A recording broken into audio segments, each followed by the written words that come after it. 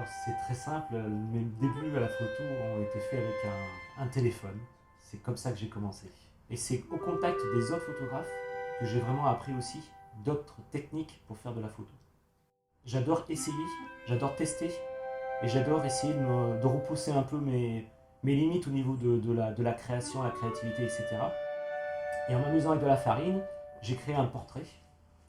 Et à la suite, une fois que j'ai fait mon portrait, j'ai fait donc le portrait qui est juste là.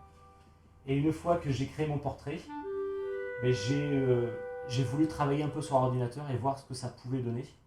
Et de mes portraits là de farine, en sont ressortis ce que j'appelle mes bestioles. Alors le nom de la bestiole, c'est qu'en fait, quand on regarde les tableaux, elles évoquent tous, à tous, en fait, elles évoquent quelque chose. Et moi, la première fabrication de l'image que j'ai faite, elle ressemblait énormément à une bestiole, justement.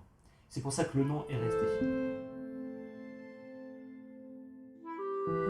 Les noms qui ont été donnés, alors ce n'est pas moi qui les ai donnés, pour dire toute la vérité. J'ai une copine, justement, je montrais mes bestioles justement sur internet, sur les réseaux sociaux. Et j'ai une copine qui s'est proposée de leur donner des noms parce que ça lui faisait énormément envie. Et en fait, elle a fait des démarches de recherche très très importantes. Majek, je ne me souviens plus exactement le contexte, mais ça lui faisait peut-être penser à un mage avec peut-être autre chose derrière. Elle a été chercher les racines latines des deux choses, etc. Et après, c'est elle qui a fait un mixage des deux noms, et ce qui fait que ça a donné ces noms-là. Donc voilà. Et je trouve que les noms qu'elle trouve à chaque fois, pour moi, sont juste top, parce que ça correspond pile poil à la bestiole, et c'est très très bien comme ça. Donc on part toujours d'un portrait farine qui est là. La farine est mise dans les cheveux, donc la personne est de profil par rapport à l'appareil photo, elle lève la tête, et moi je shoot à ce moment-là. Enfin, je prends la photo au moment où la farine se lève.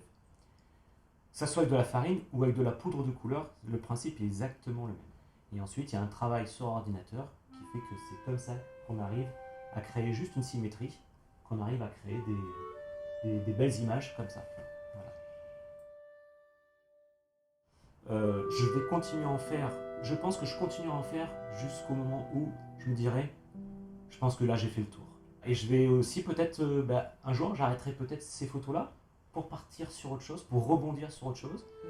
Et voilà, je me dis aussi que peut-être un jour je vais acheter une toile et qu'au lieu de faire de la photo, je ferai peut-être de la peinture. En fait, moi, tout ce que j'ai envie, c'est. Ouais, je pense que j'ai quelque part en moi éveillé de la créativité qui était endormie depuis des années et des années. Et je pense que j'ai besoin aussi de m'exprimer au travers de la création, je pense.